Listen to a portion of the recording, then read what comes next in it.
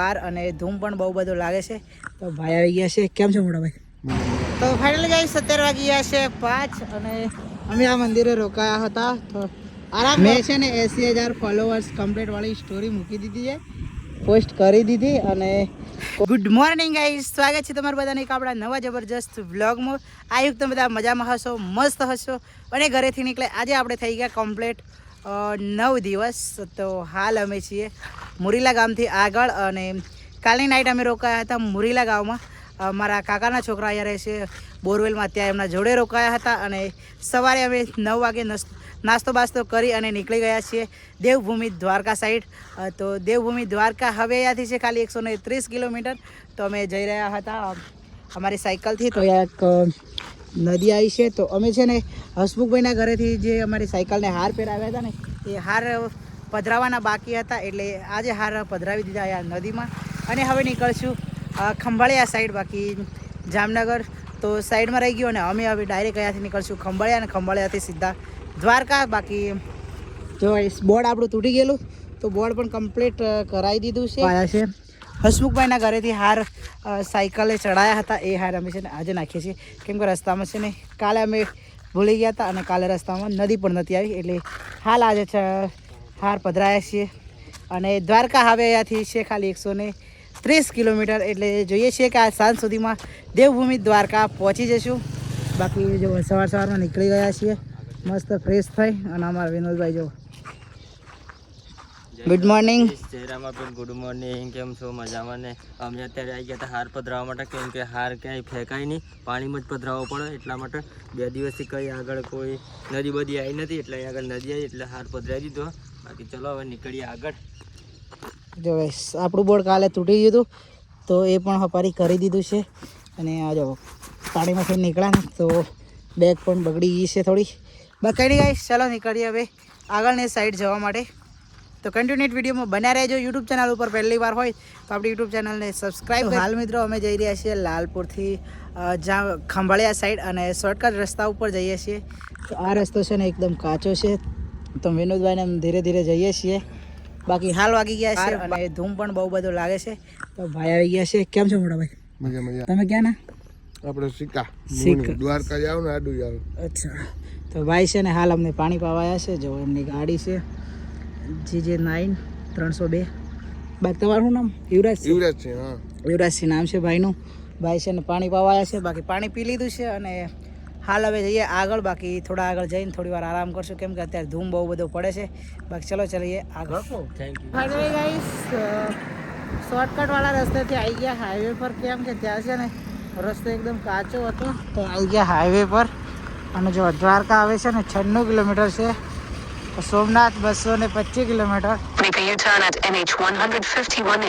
ખંભાળિયા આવે ત્યાંથી છે 18 કિલોમીટર. જ્યાં અમે હતા ને ત્યાં પણ 21 કિલોમીટર હતું, પણ ત્યાંથી અમે 10 થી 15 કિલોમીટર રોંગ આવ્યા ને ત્યાંથી પાછા 15-25 કિલોમીટર આમ જઈશું. એટલે ને ખાસું બધું રોંગ આવ્યા, પણ એનું એક રીઝન હતું કે અરે રસ્તો છે ને ખરાબ હતો. બાકી સાઈડ ગાઈશ ચલો જઈએ. તો ફાઇનલી ગાઈસ 17 વાગી ગયા છે 5 અને અમે આ મંદિરે રોકાયા હતા. તો આરામ રમેશભાઈ મળવા આવવાના હતા, એટલે આરામ કરતા, પણ રમેશભાઈ હજી આવ્યા નથી. પણ 5 વાગી ગયા છે ને અમારે આજે પહોંચવાનું છે દેવભૂમિ દ્વારકા. ગમે એ થઈ જાય પહોંચી જવાનું છે. બાકી અહીંથી લગભગ 90 કિલોમીટર જેટલું બાકી છે, એટલે અમે જાણી ચાલે. બાકી રમેશભાઈ આગળ આવી જશે. તો હાલ નીકળી ગયા છે અહીંયાથી અને વિનોદભાઈ આવી ગયા છે. આજે કઈ ખુશી અલગ છે, પછી આગળ તમને જણાવીશું હાની ખુશી છે. બાકી આવીશ ચાલે આગળ. હજી કેટલું ચાલે એ તો ખબર નહીં. બાકી ચાલવાનું ચાલુ કરી દઈએ. જય દ્વારકાધીશ, જય ઠાકર. ચલો નીકળે, લેટ્સ ગો. ફાઇનલી ગાઈસ ખંભાળિયાથી નીકળી ગયા હતા 5 વાગે, અને ત્યાંથી હતું દ્વારકા, ત્યાંથી હતું 91 કિલોમીટર. અને હાલ કેટલું બચ્યું છે ખબર છે? હાલ કેટલા વાગ્યા છે વિનોદભાઈ? 7 વાગી ગયા છે. અને દ્વારકા હવે બચ્યું છે ખાલી 67 કિલોમીટર. બાકી તમારો ફોન લાવો વિનોદભાઈ. અહીંયા ઊભી છે આપણી સાયકલ, અને એને બહુ મોટો સ્કેમ થઈ ગયો છે આપણા જોડે. બતાવું તમને. મેં છે ને 80,000 ફોલોવર્સ કમ્પ્લીટ વાળી સ્ટોરી મૂકી દીધી છે, પોસ્ટ કરી દીધી. અને ઓકે ને કોઈ કે મને અનફોલો કરી દીધો. આ જો બસ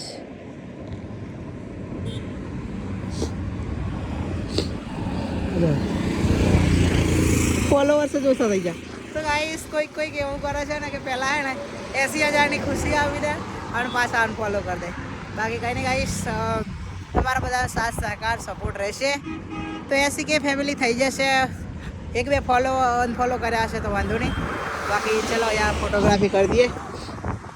67 કિલોમીટર છે આપણું દ્વારકાધીશ. હવે બાકી કંઈ નહીં ગાઈસ, ચલો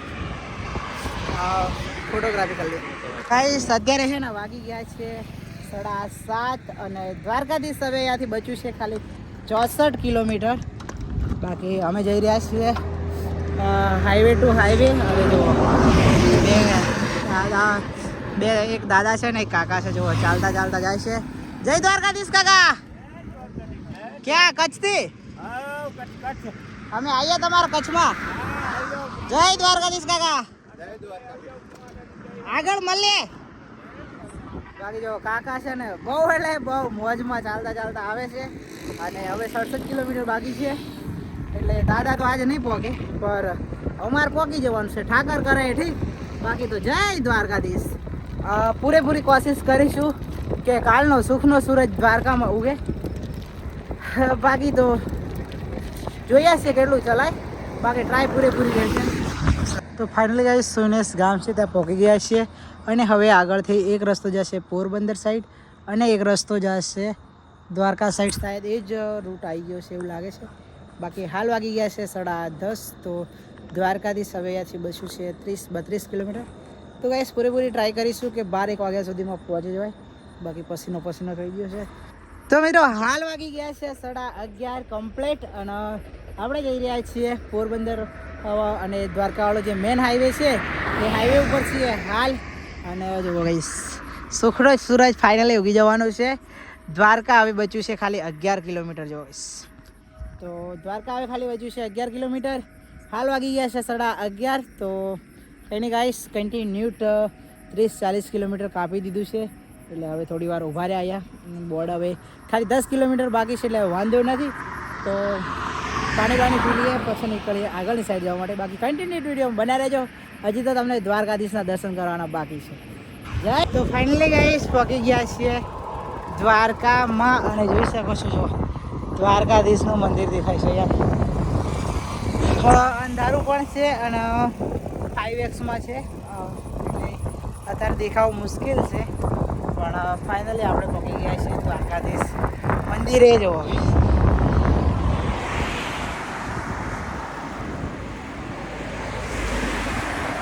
અહીંયા ગાડી બોર્ડ આવી ગયું દ્વારકાધીશ મંદિર. તો ત્યાં સામે છે દ્વારકાધીશ મંદિર.